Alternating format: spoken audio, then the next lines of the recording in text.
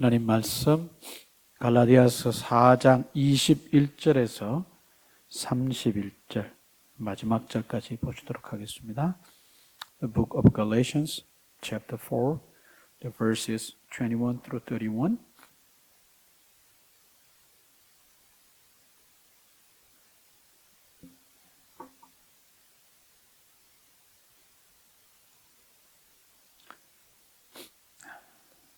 뜻을 생각하시면서 천천히 같이 읽겠습니다. 시작.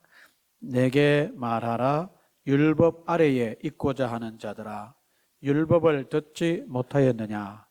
기록된 바 아브라함에게 두 아들이 있으니 하나는 여종에게서 하나는 자유 있는 여자에게서 났다 하였으며, 여종에게서는 육체를 따라 났고 자유 있는 여자에게서는 약속으로 말미암았느니라. 이것은 비유니 이 여자들은 두 언약이라. 하나는 신의 산으로부터 종을 낳은 자니 곧 하갈이라. 이 하갈은 아라비아에 있는 신의 산으로서 지금 있는 예루살렘과 같은 곳이니 그가 그 자녀들과 더불어 종노릇하고 오직 위에 있는 예루살렘은 자유자니 곧 우리 어머니라. 기록된 바 잉태하지 못한 자여 즐거워하라. 산고를 모르는 자여 소리질러 외치라. 이는 홀로 사는 자의 자녀가 남편 있는 자의 자녀보다 많음이라 하였으니, 형제들아 너희는 이삭과 같이 약속의 자녀라. 그러나 그때에 육체를 따라 난 자가 성령을 따라 난 자를 박해한 것 같이 이제도 그러하도다. 그러나 성경이 무엇을 말하느냐? 여종과 그 아들을 내쫓으라. 여종의 아들이 자유 있는 여자의 아들과 더불어 유업을 얻지 못하리라 하였느니라. 그런즉 형제들아 우리는 여종의 자녀가 아니요 자유 있는 여자의 자녀니라. 아멘. 오늘 이 말씀을 사도 바울이 얘기하기를 뭐라고 얘기하냐 하면은 쭉 얘기를 하면서 내려가서 24절에 가서 보시면은 이것은 비유니 그랬어요. 이것은 비유니 두 언약이라 그렇게 하면서 지금 자기가 구약 성경을 인용해서 율법 아래 있는 자들, 그러니까 율법을 강조하고 아브라함의 후손이 되기 위해서는 율법을 따라야 된다고 하는 그 사도 바울의 반대편에 서서 다른 복음을 전한 사람들을 대상으로, 그리고 그들의 이야기를 듣고 있는 사람들을 대상으로 이제 얘기를 하고 있는데, 이것은 24절 말씀에 이것은 비유다 그랬습니다. 우리말에는 그냥 비유라고 이것이 번역이 됐습니다만은 여기서 말하는 비유는 조금 더 정확하게 얘기하면 알레고리입니다. 알레고리. 알레고리는 그리스 말에 알레고레오라고 하는 말에서 나온 그런 영어 단어인데, 알레고레오라고 하는 그 단어는 그 당시 사도 바울이 생존했을 그 당시에 1세기경에 사도 바울만 이런 연설에서 스피치에서 이런 수사법을 사용한 것이 아니라 그리스 철학자들도 이런 방법을 사용해서 자기들의 얘기를 했다고 하는 것을 우리가 배경을 통해서 이제 알 수 있습니다. 이 비유라고 하는 것, 이것을 조금 우리 예수님의 여러 가지 이제 비유 얘기가 나오는데, 여기에서 조금 더 우리가 비유라고 하는 것은 예수님이 하셨던 비유하고는 이제 조금 좀 어떤 면에서는 다른 면이 좀 있습니다. 이 비유라고 하는 말을 우리가 알레고리라고 하는 말로, 성경 원어에 나오고 있는 말로 우리가 받아들이고 이것을 바라볼 때, 예수님이 말씀하셨던 비유와 지금 사도 바울이 이것은 비유니라고 하는 말은 서로 말이 틀려요.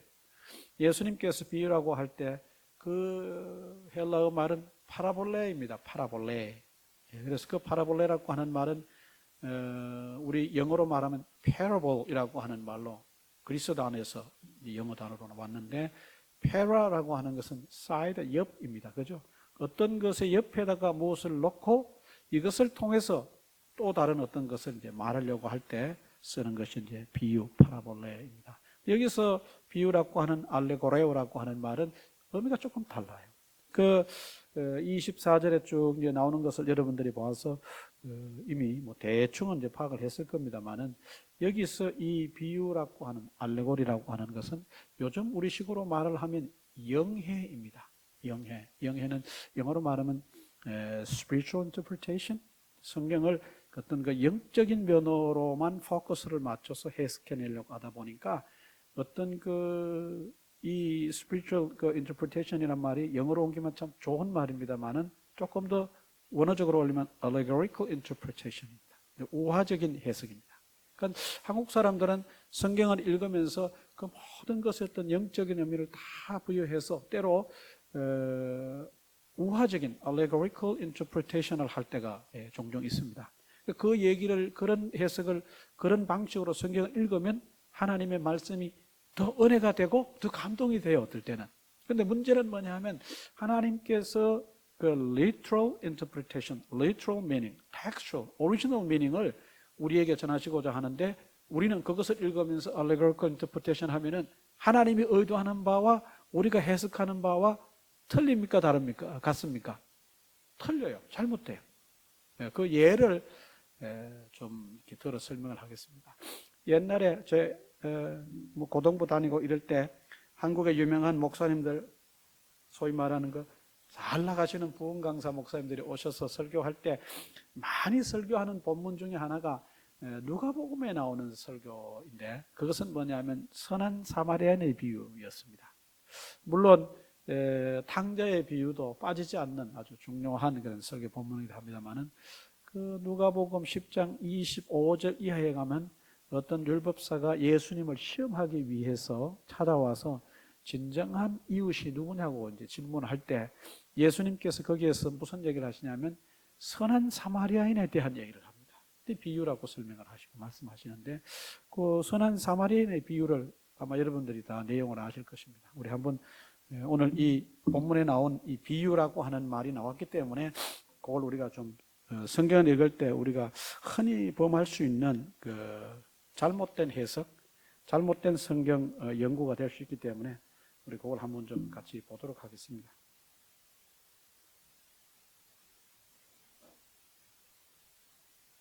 누가복음 10장 25절 이하의 말씀을 우리 다 같이 한번 찾아보겠습니다. Luke, Book of Luke, and chapter 10, verses 25 through 37. 좀 길죠? 같이 한번 찾아서 읽어보도록 하겠습니다. 누가복음 10장 25절에서 37절 말씀입니다. 같이 읽습니다. 시작. 어떤 율법사가 일어나 예수를 시험하여 이르되 선생님 내가 무엇을 하여야 영생을 얻으리까? 예수께서 이르시되 율법에 무엇이라 기록되었으며 내가 어떻게 읽었느냐? 대답하여 이르되 내 마음을 다하며 목숨을 다하며 힘을 다하며 뜻을 다하여 주 너의 하나님을 사랑하고 또한 내 이웃을 내 자신과 같이 사랑하라 하였나이다. 예수께서 이르시되 내 대답이 옳도다. 이를 행하라. 그러면 살리라 하시니 그 사람이 자기를 옳게 보이려고 예수께 여짜오되 그러면 내 이웃이 누구니까?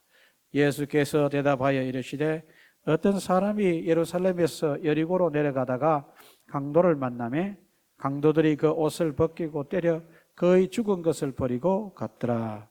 마침 한 제사장이 그 길로 내려가다가 그를 보고 피하여 지나가고 또 이와 같이 한 레위인도 그곳에 이르러 그를 보고 피하여 지나가되 어떤 사마리아 사람은 여행하는 중 거기 이르러 그를 보고 불쌍히 여겨 가까이 가서 기름과 포도주를 그 상처에 붓고 싸매고 자기 짐승에 태워 주막으로 데리고 가서 돌보아 주니라. 그 이튿날 그가 주막 주인에게 데나리온 2를 내어주며 이르되 이 사람을 돌보아 주라. 비용이 더 들면 내가 돌아올 때에 갚으리라 하였으니 내 생각에는 이 세 사람 중에 누가 강도 만난 자의 이웃이 되겠느냐? 이르되 자비를 베푼 자니이다. 예수께서 이르시되 가서 너도 이와 같이 하라 하시니라. 이 예수님의 핵심, 비유의 핵심은 뭐냐 하면은 누가 진정한 내 이웃이냐라고 하는 것에 대한 답변이거든요. 그리고 그 비유를 들었는데 이 율법사, 유대인들이 가장 싫어하는 사람들 중에 한 부류의 사람은 다름이 아닌 사마리아 사람입니다. 그러니까 예수님께서 비유를 들으셨는데 그 율법사들, 유대인들이 싫어하는 사람의 비유를 드신 거예요. 우리가 선한 사마리아인의 비유, 굿 서메리탄은 뭐 여러분들 잘 아시지 않습니까? 또 이 이야기는, 이 말은 또 우리가 이 미국에서도 영어를 쓰는 문화권에서도 흔하게 사용하는 그런 표현이기도 합니다. 근데 예수님께서 이 비유를 통해서 강조하시고 초점을 맞춘 것은 너희가 그렇게도 싫어하고 미워하는 그 사마리아인이 이런 선한 일을 했는데 너희들이 이 이야기 가운데 보면 강도 맞는 사람, 그 사람의 진정한 이웃이 누구느냐? 사마리아 사람과 같이 이런 선한 일을 향하는 사람, 그런 사람이 진정한 이웃이 아니겠냐, 이걸 설명하려고 한 거거든요. 예수님의 취지는 그거예요. 그런데 이 본문을 가지고, 이 말씀을 가지고 많은 옛날 목회자들이 혹은 부흥강사 목사님들이 설교를 할 때 굉장히 이것을 은혜로운 말씀으로 설교를 했어요.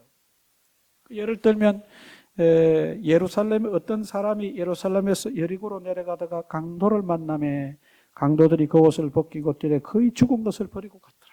이 말씀 하나만 가지고도 몇 날 며칠을 설교를 하십니다. 그 예를 들면 예루살렘이라고 하는 것은 뭐냐? 여러분 뭐 잘 아시는 대로 유대인들에게 예루살렘은 신앙생활의 본산지고 근거지입니다. 그들의 삶의 신앙생활의 전부이기도 합니다. 그리고 여기에서 어디로 내려가다가 여리고로 내려갔다 그랬습니다. 그 여리고는 뭐냐? 강도들이 우글우글하고 그야말로 세상의 그 어떤 어려움들이 아주 숱하게 산재해 있는 그런 장소가 바로 여리고다. 이것은 세상을 바라는 것이다. 이제 이걸 가지고 설명할 때 그렇게 합니다. 여기에 예루살렘을 떠난 사람이 여리고로 내려가서 이렇게 큰 어려움을 겪는 것처럼 여러분이 신앙생활 잘 하시다가 세상에 발을 들어놓고 믿음 생활 제대로 안 하면 이런 강도를 만날 수도 있습니다. 이렇게 하는 겁니다. 말이 돼요, 안 돼요? 말이 돼요. 기가 막힙니다.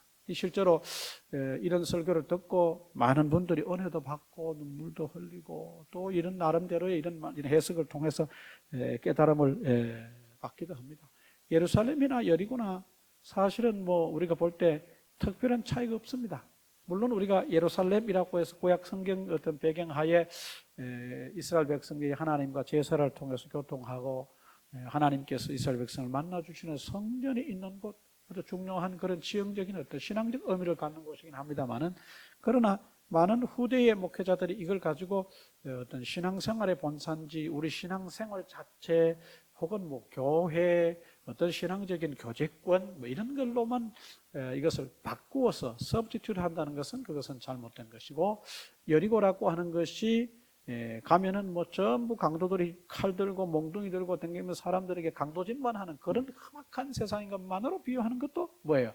그것도 상당히 무리가 있는 그런 해석입니다. 그러니까 이 아주 단적인 예입니다만 이런 식으로 성경을 해석하고 번역을 해서 어떤 중요한 것에다가 무엇을 대치해서 서브스티튜트 하는 겁니다. 대치하는 것입니다. 매치시키는 거예요. 그리고 그 더 내려가면은 어떤 사마리아인이 33절에서 강도 만난 사람을 불쌍히 여겨서 그 사람을 주막으로 데려다가 치료를 해주는데, 여기서 주막은 뭐냐? 오늘날 교회와 같은 곳이다. 그 여리고 같은 그 험난한 세상에서 살다가 이리 치우고 저리 치우고 마음의 상처, 육체적 상처, 뭐 금전적 손실, 이런 별 오만 세상의 상처를 받았던 사람이 이 선한 사마리아 사람, 이 오늘날 목회자, 복음을 전하는 목회자를 만나서 어디에 들어오므로? 교회 안에 들어오므로 그 모든 상처를 치료를 받게 되는 것이다. 그래서 이 주막은 이 강도 만난 사람을 데리고 갔던, 사마리아 사람이 데리고 갔던 그 장소인 주막은 뭐냐? 여관은 뭐냐? 이것은 교회와 같다. 이것이 교회다. 이렇게 해서 설명을 하고, 이 강도 맞는 사람을 데리고 가서 돌봐줬던 이 사람은 누구냐? 복음을 전하는 복음 전도자요, 오늘날 교회의 목회자들이다. 이렇게 이제 설교를 합니다. 그냥 대략적으로 제가 사도 바울이 말하는 알레고레오라고 하는 우화, 이런 알레고리, 영어로 말하면 알레고리라고 하는 말에 대한 설명을 하기 위해서 오늘날 현대에서도 이렇게 설교하는 그런 양상이 있기 때문에 그 우화적 설교, 우화적 성경 본문에 대한 접근, 해석에 대한 단적인 예를 제가 설명을 했습니다. 지금 사도 바울이 오늘 본문에서 하려고 하는 방식이 그런 거예요.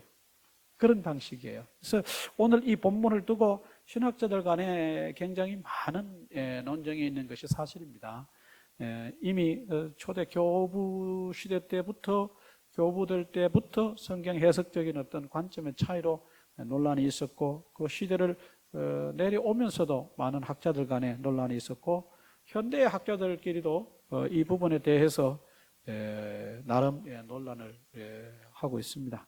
그래서 이 말씀을 우리가 읽을 때, 오늘 본문을 읽을 때 우리가 잘 이해해야 되는 것은, 첫째, 사도 바울이 말하는 알레고리라고 하는 말의 의미를 여러분들이 이해하셔야 이 본문을 이해할 수 있어요. 그리고 이 본문 속에서 사도 바울이 여자에 대한 얘기를 하고, 그 여자들을 통해서 태어난 자녀에 대한 얘기를 함으로 이야기를 해 나가는데, 여기에 사도 바울이 하는 얘기를 보시면은 24절에 한번 가서 보실까요? 이것은 비유니 이 여자들은 두 언약이라. 여자들을 어디로 대치했어요? 언약이라고 하는 것으로 비유를 연관지어 얘기를 했습니다. 그리고 신의 산으로부터 종을 낳은 자니 곧 하갈이라. 하갈과 또 연결을 짓습니다. 그리고 여기에서 분명히 여러분 뭐 잘 아시는 대로 이 아브라함 얘기인데, 아브라함에게 하나님께서 약속을 하셨어요. 내년 이맘때 네가 자녀를 갖게 될 것이다 찾아오셔서 약속하셨는데, 그 약속을 기다렸는데 자녀가 생기지 않다. 아브라함이 하나님이 약속하셨으니까 뭐 방법이야 과정이 어떻든 간에 나를 통해서 자녀가 태어난다면 그것은 하나님이 주신 약속의 자녀일 것이다, 그렇게 믿고 기다리다가 결국은 누구를 취합니까? 이방인 아내인 하갈을 취해서 자녀를 낳고, 그 하갈을 통해서 누가 태어납니까? 여러분 잘 아시는 대로 이스마엘이라고 하는 아들이 태어납니다.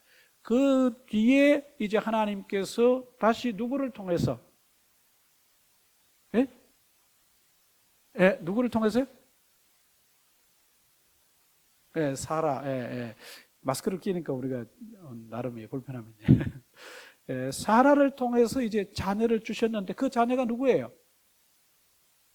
이삭이에요. 이삭. 지금 그 얘기를 하는 거예요. 그 구약의 얘기를, 아브라함의 가정의 얘기를 사도 바울이 끌어와서 지금 얘기를 해나가는 겁니다.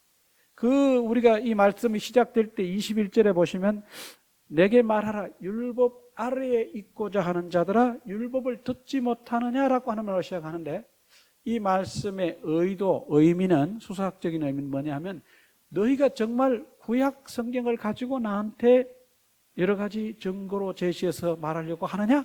그래, 그렇다면 나도 구약에 나오는, 요즘 말로 하는 겁니다, 구약 성경에 있는 내용을 가지고 말하겠다.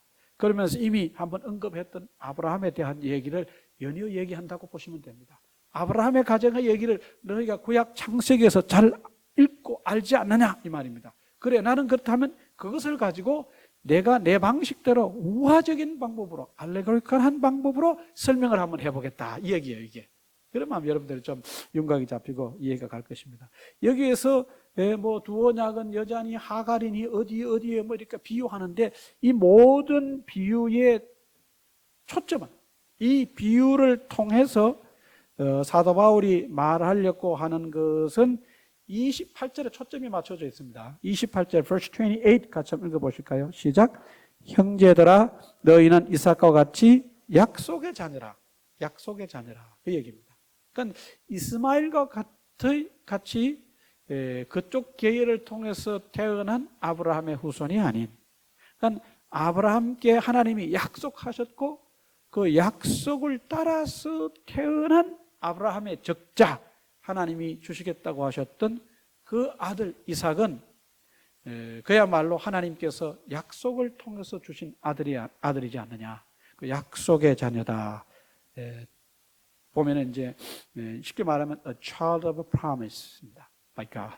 하나님께서 약속을 주셔서 출생한 자녀가 누구냐? 이삭이다.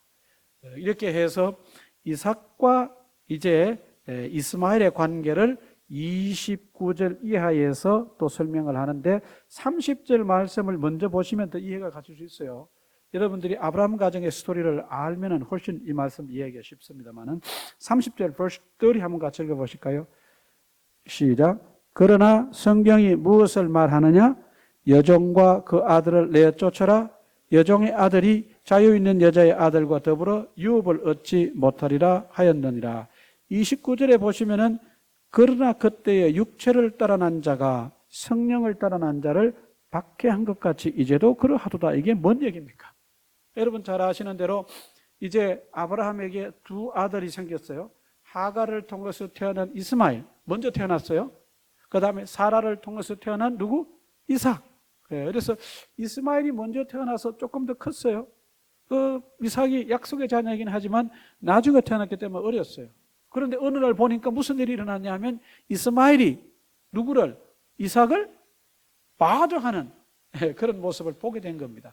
이것을 보고 사라가 자기 남편 아브라함에게 컴플레인을 하는 거예요. 결국은 아브라함이 하갈을 통해서 태어난 이스마엘도 자기의 아들이고 하나님이 약속을 통해 주신 이삭도 자기의 아들인데 그 어떤 면에서 보면 그 뭐라 그럴까요? 그 상속적인 계율에서 보면은 이제 이삭이 더 적장인 거죠.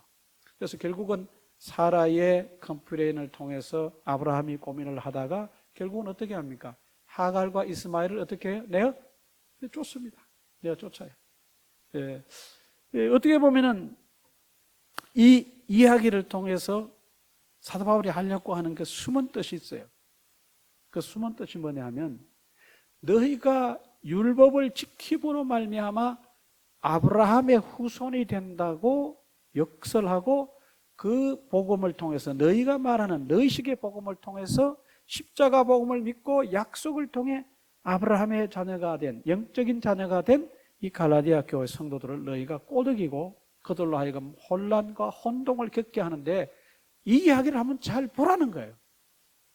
이스마엘도 분명히 아브라함의 씨를 통해서 태어난 자녀이고 그도 13일 만에 태어난 지 13일 만에 할례를 받은 아들이라 그 얘기입니다.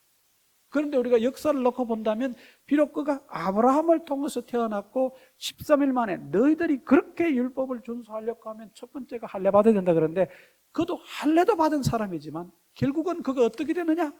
이방인의 표시가 되지 않았느냐 이 말입니다. 이방인으로 그냥 밀려나고 진짜 믿음의 족보를 계승한 사람은 약속을 통해서 태어난 이삭이지 않느냐.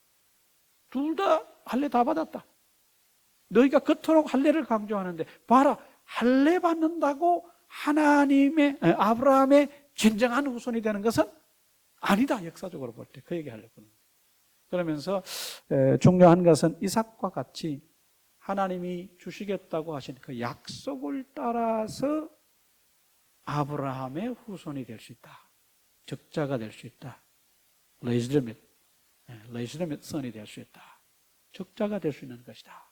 그러면서 너희가 그토록 강조하는 할례는 사실 어떤 의미에서 볼 때 아무것도 아니다. 너희가 자꾸 율법을 강조해가지고 그 율법 중에 가장 대표적인 조항이 아브라함의 후손이 되기 위해서는 할례 받아야 된다. 창세기 우리가 이미 살펴보았던 그 몇 군데 말씀을 통해서 내가 얘기하는데 내가 이미 말했지 않느냐. 아브라함도 하나님 앞에 의롭게 여김을 받기 그 과정이 뭐냐? 믿어서 그렇게 된 것이라고 얘기한다. 아브라함도 믿음으로 어렵게 됐고 이삭도 아브라함의 자녀로서 쉽게 말하면 믿음의 자녀로 그 계보를 이어가는데 중요한 역할을 하는 것은 할례가 아니라 약속이다 그 말입니다. 하나님께 주시고자 하는 약속이다. 이와 같이 이 갈라디아 교회 성도들 그 다음에 이 갈라디아 교회 성도들에게 잘못된 복음을 전하는 율법을 가지고 사도 바울에게 도전해서 잘못된 복음을 전하는 너희들도 사실은 다 이 하나님의 약속에 의해서 자녀가 되는 것이고 그 다음에 하나님이 이미 아브라함을 통해서 보여주신 것처럼 믿음을 통해서 하나님의 자녀가 되는 것이지 할례 받는다고 되는 것은 아니다. 이것을 설명하려고 하는 것입니다. 참 어떻게 보면은 아브라함 가정의 얘기를 우화적으로 사도 바울이 풀어서 그 구약 성경을 증거로 삼아 십자가 복음을 믿고 하나님의 자녀, 영적인 아브라함의 후손이 된 갈라디아 교회 성도들을 혼란에 빠뜨리는 그들에 대해서 이제 카운터 펀치를 날리는 그런 모습이라고 우리가 볼 수 있습니다. 그러면서 31절에 가서 그런즉 형제들아 우리는 여종의 자녀가 아니요 자유 있는 여자의 자녀라 그렇게 얘기를 합니다. 이삭이 사라의 자녀인 것처럼 이삭이 사라의 자녀인 것처럼 우리도 영적으로 여자의 자녀, 자유 있는 여자의 자녀이므로 우리도 곧 자유자다. 그러니까 율법이 강조하는 이미 창세기에서 이미 그것이 다 설명이 됐지만은 여전히 너희들이 그것을 가지고 율법을 통해 아브라함의 자녀가 된다는, 아브라함의 후손이 된다는 얘기, 그것과는 좀 틀린 얘기다. 우리는 이와 같이 자유 있는 여자의 자녀로 태어난 이삭과 같이 우리는 하나님의 약속을 통해서 하나님의 자녀가 되었지 율법을 통해서 할례받음으로 하나님의 자녀가 된 것은 아니다. 이렇게 설명을 했습니다. 오늘 말씀이 어떻게 보면은 좀 어려운 얘기일 수도 있고 어떻게 보면은 굉장히 좀 아주 그냥 간단한 단순한 얘기일 수도 있습니다. 오늘 말씀을 통해서 사도 바울이 얘기하려고 하는 것은 그것입니다.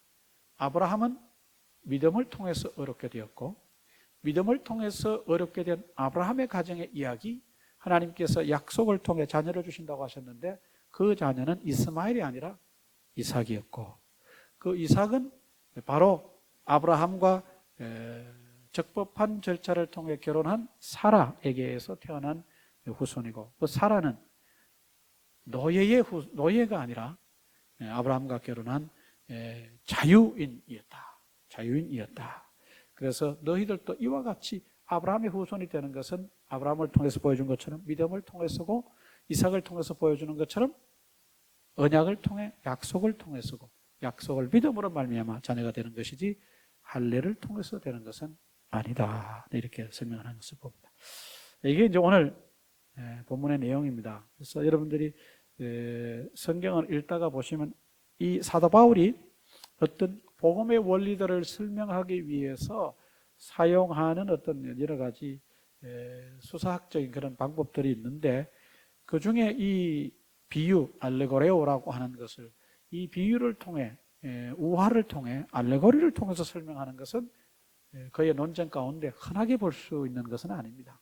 여기에 한 번 있고 고린도 전서인가요? 어디에 가면 잠깐 나오고 그 이외에는 이런 방식으로 그의 복음을 설명하고 논쟁을 전개해 나가는 것은 흔한 방법은 아닙니다. 그래서 학자들이 이것은 어떻게 보면은 사도 바울이 쓰는 전형적인 어떤 그런 수사법이 아니다. 이거 좀 이상하다. 이렇게 논쟁을 많이 합니다. 그러나 성경에 엄연히 기록이 됐고 사도 바울이 의도적으로 구약 성경을 통해서 자기에게 어떤 논박을 하는 그 상대방과 잘못된 복음을 좇으려고 하는 갈라디아 교회 성도들에 대해서 대놓고 나도 그렇다면 우화적으로 한번 얘기해 보겠다 한 것이기 때문에 이것은 사도 바울이 의도적으로 이렇게 한 것이라고 우리가 받아들이고 그렇게 믿는 것이 좋겠다 생각이 듭니다. 오늘 말씀을 통해서 우리가 좀 한번 살펴볼 것은 그것입니다. 사도 바울이 21절에 내게 말하라 율법 아래에 있고자 하는 자들아 율법을 듣지 못하였느냐. 사도 바울이 여기서 보여주려고 하는 것은 너희가 구약의 율법을 가지고 나에게 설명하려고 하느냐? 그러면 나도 율법을 가지고 너희에게 설명하겠다 한 것이거든요. 이 굉장히 중요한 원리입니다. 우리가 성경을 읽고 그 읽은 말씀을 우리가 해석할 때 가장 중요한 원리가 하나 있는데 그것은 뭐냐면 성경이 성경을 해석하는 원리입니다. The primary principle of interpreting Bible is the principle of Scripture interpreting Scripture. 좀 유식한 말로 하면 그렇습니다. 그러니까 성경이 성경을 해석한다는 것입니다. 그러니까 사도 바울이 그 밑에 가서 24절에 이것은 비유니라고 해서 알레고리컬한 그런 알레고리를 가지고 설명을 하고 있으나 그러나 이 논쟁의 시작은 21절에 나와 있는 것처럼 성경이 성경을 해석한다는 전제하에 이거 시작된 것입니다. 아주 중요합니다. 우리가 성경을 읽을 때 어떤 부분에 가면은 뭐 보통 다른 부분은 읽어서 이해가 되는 많은 부분도 있지만 어떤 부분은 이해가 잘 되지 않는 그런 부분들도 있어요. 그런 부분을 우리 어떤 지성과 우리 어떤 경험이라든지 아니면 내가 대충 알고 있는 어떤 지식들을 가지고 설명을 하고 해석을 하려고 하면은 굉장히 그 어려움에 봉착할 때가 있습니다. 이럴 때 우리가 해야 될 것은 물론 첫 번째가 성령님의 도우심을 구하는, 조명을 구하는 그런 기도이기도 하고, 우리가 또 한번 어떤 좀 실제적으로 우리가 이것을 해석할 때 먼저 살펴봐야 될 것은 성경이 성경을 해석한다는 원리입니다. 성경이 성경을 해석한다. 아주 중요합니다. 이런 원리 하에 우리가 볼 수 있는 아주 또 하나의 중요한 성경 해석의 원리는 구약의 많은 부분은 신약에 비추어 해석한다고 하는 그런 원리가 있습니다. 구약 성경의 많은 부분들은 신약 성경을 비추어 신약을 통해서 해석을 해야 되는 것이다. 그 다음에 또 하나 해석의 가장 중요한 초점은 성경의 66권은 예수님에 대해서 말씀하시려고 한다 하고 하는 그런 아주 중요한 해석의 원리들이 있습니다. 이런 단순한 이건 말고도 우리가 디테일하게 살펴보면 굉장히 많은 어떤 그 해석의 원리들이 있습니다. 그러나 그것들을 우리가 다 살펴볼 수는 없습니다. 간단하게 오늘 사도 바울이 비유에 대한 얘기, 알레고리에 대한 얘기를 했기 때문에, 그리고 21절에 내게 말하라 율법 아래 있고자 하는 자들아 율법을 듣지 못하느냐 하고 하는 율법을 율법으로 해석해야 된다고 하는 사도 바울의 얘기를 통해서 우리가 살펴볼 수 있는 것입니다. 여러분, 성경을 우리가 많이 읽습니다. 또 성경을 또 공부도 합니다. 그럴 때 우리가 늘 염두에 두어야 될 것은 성경을 내 식으로 내 마음과 내 생각대로 해석하는 것이 아니라 성경이 성경을 해석한다고 하는 그 원리를 쫓아서 여러분이 성경을 해석하고 공부해야 될 것입니다. 이 성경이 성경을 해석하는 이 원리에 따라서 성경을 공부할 수 있는 가장 좋은 방법이 있는데, 그것은 뭐냐 하면 관주 성경 공부 방법입니다. 영어로 말하면 Cross Reference Bible Study Method입니다. 쉽게 말하면 성경을 보시면 여러분들이 우리가 가지고 있는 성경은 어떤 그런 기호나 부호가 많이 사라졌습니다만은, 옛날에는 주석 성경이 많지 않았기 때문에 성경을 읽을 때 비슷한 어떤 단어가 등장한다거나 비슷한 내용이 등장할 때 거기에 보시면은 이렇게 이형, 우리 한글 부호들이 많이 붙어 있었습니다. 그래서 예를 들면 왕이 나셨으니라고 했을 때 그 앞에 기역 이렇게 해서 우리 그 한글 알파벳이 붙어 있었거든요. 그 기역을 이렇게 찾아서 보시면은 그 밑에 그 뭐라 그럴까요? 풋노트처럼, 옛날 우리 성경은 풋노트처럼, 아니면은 in the middle section에 보면은 거기에 아주 깨알 같은 것으로 기억해 놓고, 예를 들면 이사야 4 몇 장 몇 절 이렇게 기록이 되어 있었어요. 그건 뭐냐 하면 왕이 나셨으니와 비슷한 내용이 나오는 곳이 뭐냐, 그 기억의 관주에 들어가서 보면, 크로스 레퍼런스에 들어가면 거기에 이사야서 몇 장 몇 절이라고 되어 있다. 그걸 읽으면은 비슷한 내용이 나온다든지, 아니면 그 내용을 비교해 볼 수 있고, 아니면 똑같은 동일한 단어가 그곳에도 사용이 됐다. 그렇게 해서 이 말을, 이 단어를, 이 표현을 더 깊이 연구하려면 그런 식으로 찾아가 보는 겁니다. 그러니까 여러분들이 그 기억을 찾아갔으면 거기서 또 성경이 어떤 그 레퍼런스가 나왔을 거예요. 여러분들이 그 레퍼런스를 룩업하는 겁니다. 그러면 그곳에 가면 그 내용을 다루고 있는 것을 또 다루고 있어요. 그 체인 리액션처럼. 그래서 계속해서 한 단어나 표현이 나왔을 때 여러분이 다른 어떤 그 책들을 가지고 이렇게 참고하지 않고도 성경 그 자체만 가지고도 성경을 계속해서 찾아 나갈 수 있어요. 아주 그것이 잘 돼 있어요. 그래서 약간의 관심만 가지고 성경에 대한 깊은 어떤 그 사모함만 있다면은 다른 어떤 전문적인 서적 없이도 성경을 어떻게 한다고요? 내가 어느 선 이상, 보통 사람이 아는 것 이상 수준으로 성경을 이해하고 공부할 수 있어요. 많은 분들이 그런 얘기를 합니다. 성경을 읽고 해석하는 이런 부분들은 전문적인 공부를 하신 목회자들이 하는 영역이 아니겠습니까? 이렇게 얘기하는데 반드시 그런 것만도 아닙니다. 여러분 잘 아시는 대로 중세 시대에는 성경을 해석할 수 있는 권한이 우리 소위 말하는 우리 일반 평신도들에게는 없었어요. 사제들이나 성경을 읽고 해석할 수 있었고, 그 당시 성경은 여러분 뭐 잘 아시는 대로 라틴어로 기록되어 있거나 혹은 히브리어 헬라어로 기록이 되어 있어서 그런 어떤 그 랭귀지를 공부하지 않은 사람은 성경을 읽기조차도 할 수가 없었어요. 성경을 읽을 수조차도 없었어요. 그러다 보니까 성경을 해석하는 어떤 그런 권한은 사제들의 전유물이었어요.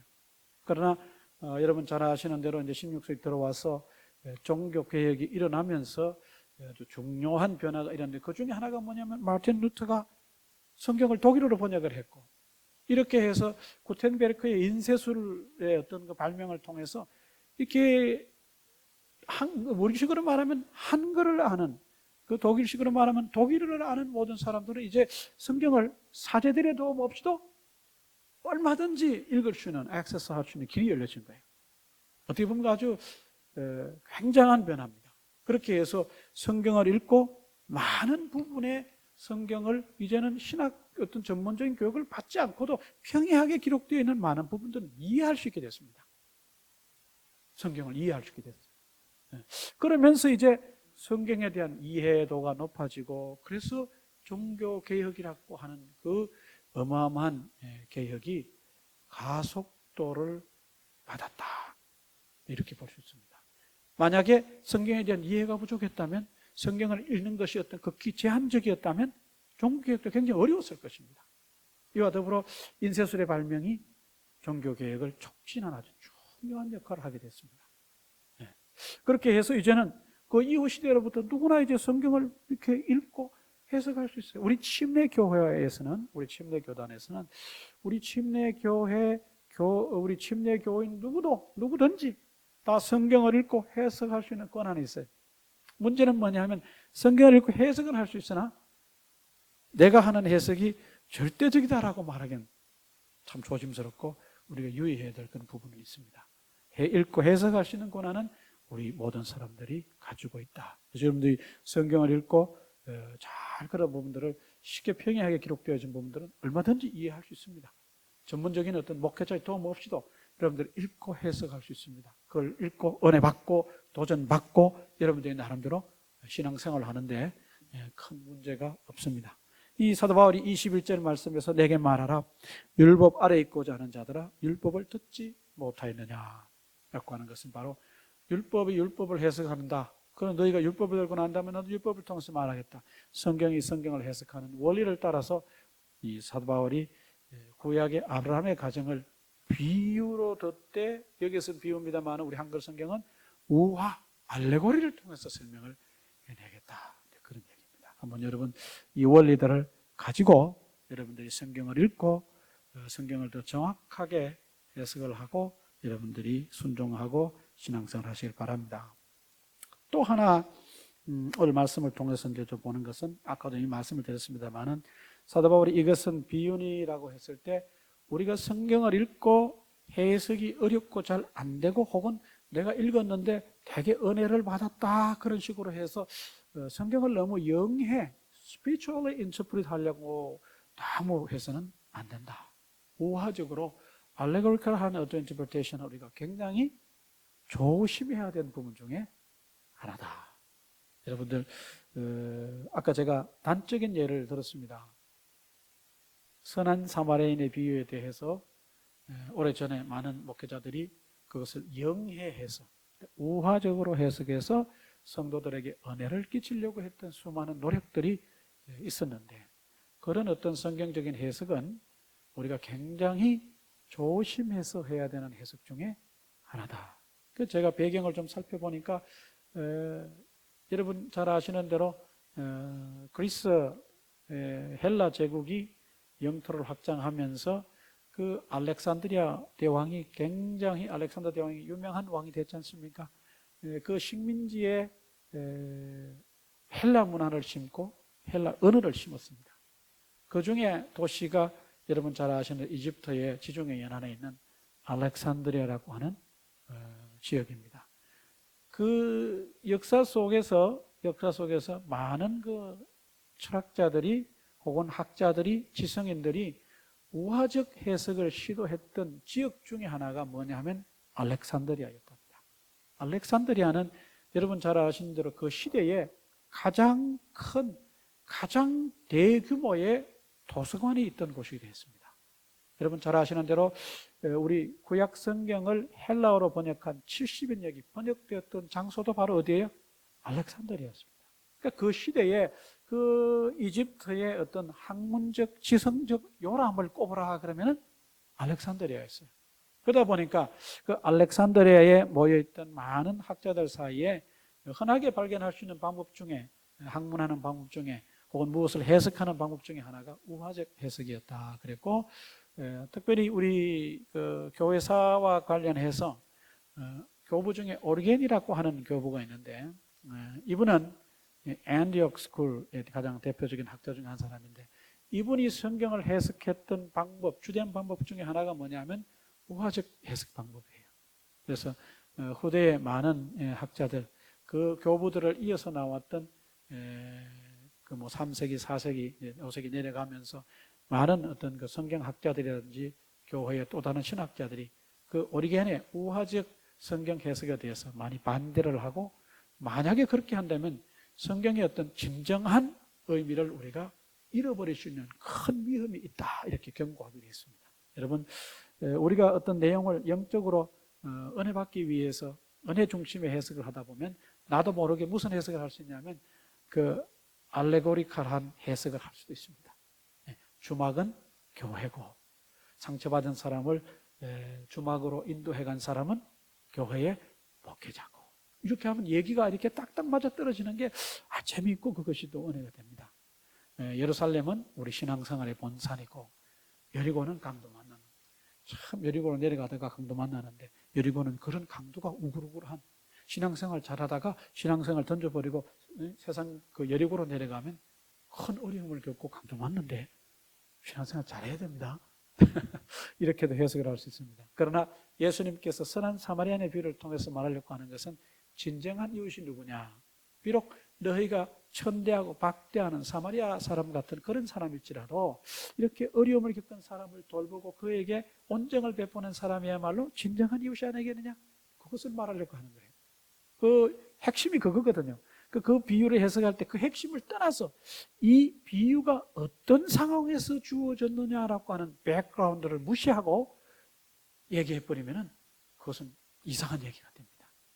그래서 우리가 성경에 나온 얘기를 읽을 때 예수님의 비유도 마찬가지고, 우리가 또 다른 어떤 비유들도 우리가 볼 때 왜 이 비유가 나오게 되었느냐, occasion, purpose parables, 경위가 무엇이고 이 비유의 목적이 뭐냐를 떠나서는 그 성경의 정확한 핵심을 우리가 잘못하면 놓칠 수가 있습니다. 여러분들이 이런 점을 유의하시고, 우리가 오늘 사도 바울이 우화적 해석을 했다 그래서 어떤 설명을 하고 얘기를 했다 그래서 나도 우화적으로 해도 뭐 문제 되지 않은 거 아니냐, 사도 바울도 했다며, 이렇게 가서는 좀 곤란합니다. 그래서 오늘날 또 교회 안에서 사실은 우화적인 해석 설교가 있을 수 있습니다. 옛날에 한때는 이것이 굉장히 은혜를 끼치는 성경 해석법이었고 설교를 할 수 있는 그런 어떤 준비 방법이었습니다. 아주 풍밀했습니다만은 지금은 많은 분들이 이제 공부도 하고 성경 해석에 대한 어떤 그런 깊은 어떤 뭐라 그럴까요, 수준을 가지고 있다 보니까 그런 해석들은 잘못이다 하는 것을 알게 됐습니다. 그러나 우리 성도들 성경을 읽고 요즘 소위 말하는 큐티 하다가 이렇게 갈 가능성이 많아서 제가 미리 얘기를 하는 겁니다. 큐티 두란노 서점 서원을 중심으로 한 큐티 활동이 한때 또 교회 안에서 굉장히 흉화했고 지금도 많은 교회들이 하고 있는 거로 그래 알고 있습니다. 그 큐티를 중심으로 성경을 읽다 보면 그냥 그 자료에 의존해서 그것을 읽고 그냥 그대로만 가도 그냥 크게 문제는 되지 않습니다만은 한 발 더 나아가서 내 나름대로 큐티 교재를 따르지 않고 큐티를 하고 성경 본문을 취해서 내가 읽고 해석하고 생활하다 보면 자칫 잘못하면 어떻게 할 수 있다고요? 우화적인 알레고리컬한 해석을 하고 이런 어떤 너무 지나친 영해 이런 것을 해서 성경을 왜곡할 가능성이 없지 않아 있습니다. 그런 부분은 여러분들이 어떻게 하셔야 된다? 눈을 크게 뜨고 굉장히 조심해야 되는 부분이다. 이제 마지막으로 볼 것은 여러분이나 저나 우리는 영적인 아브라함의 후손이 되었는데 영적인 아브라함의 후손이 된 방법은, 길은 뭐냐? 이미 사도 바울이 아브라함을 통해서 얘기해 준 것처럼 믿음을 통해서고 또한 하나님께서 주신 약속을 통해서 그렇게 되어졌다.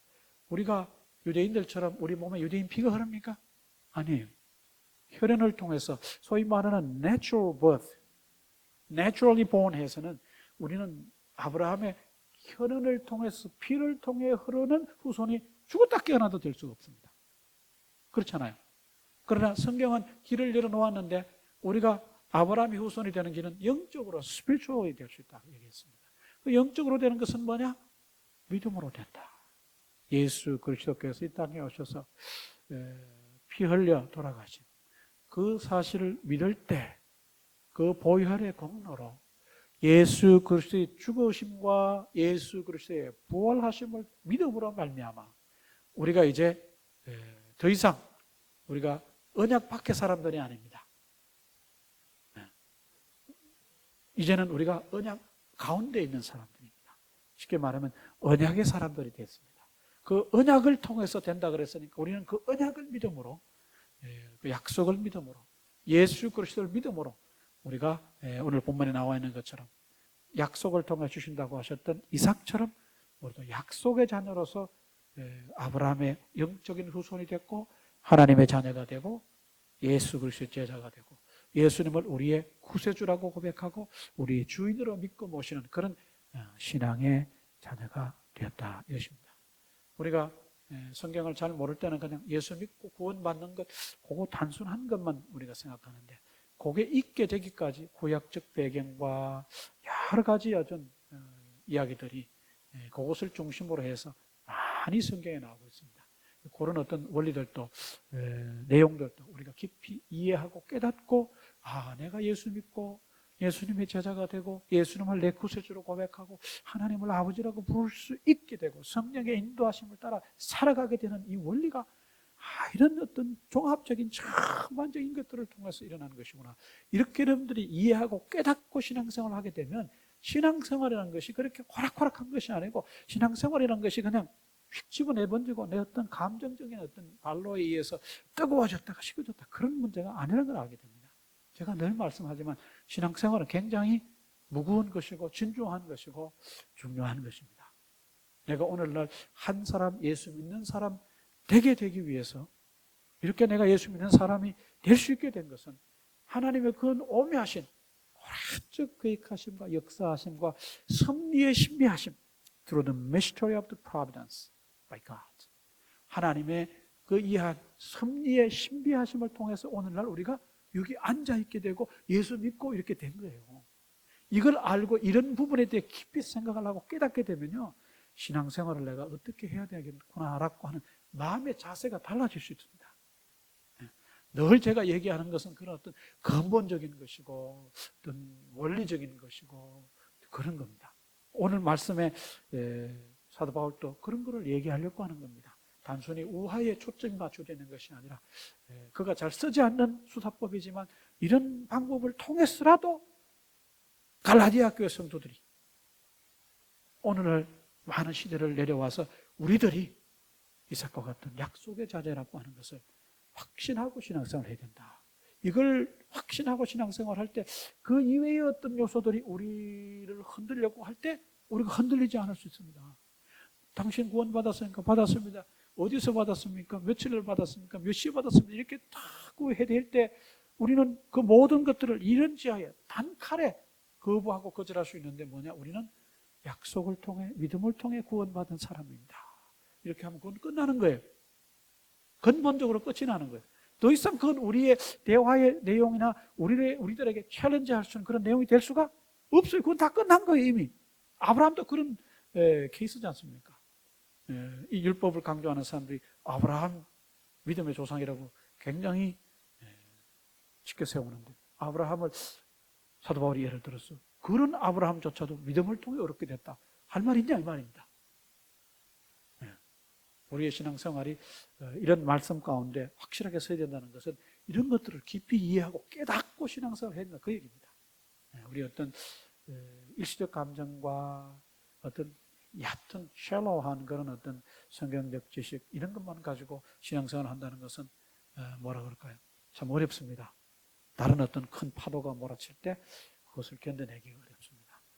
우리가 하나님의 말씀에 뿌리를 두고 이런 귀한 구원의 원리, 하나님의 역사하심 원리들을 여러분들이 깊이 아시고 깨달으시면 신앙생활을 한다는 것이 어떤 것인가 더 잘 알게 되고 신앙생활도 이렇게 해야 되겠구나 하는 것을 깨달아지고 알아가게 된다. 성령께서 그렇게 하신다는 것을 기억하시기 바랍니다. 기도하겠습니다. 하나님 아버지, 오늘도 귀한 말씀을 통해서 우리 한 사람이 예수 믿는 사람 되고 하나님의 자녀가 되기까지 이런 엄청난 하나님의 역사하심과 하나님의 참 섭리하심이 있었다고 하는 것을 오늘 말씀을 통해 다시 한번 봅니다.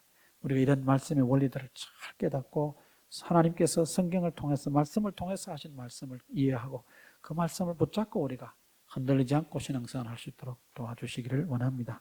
예수님의 이름으로 기도합니다. 아멘.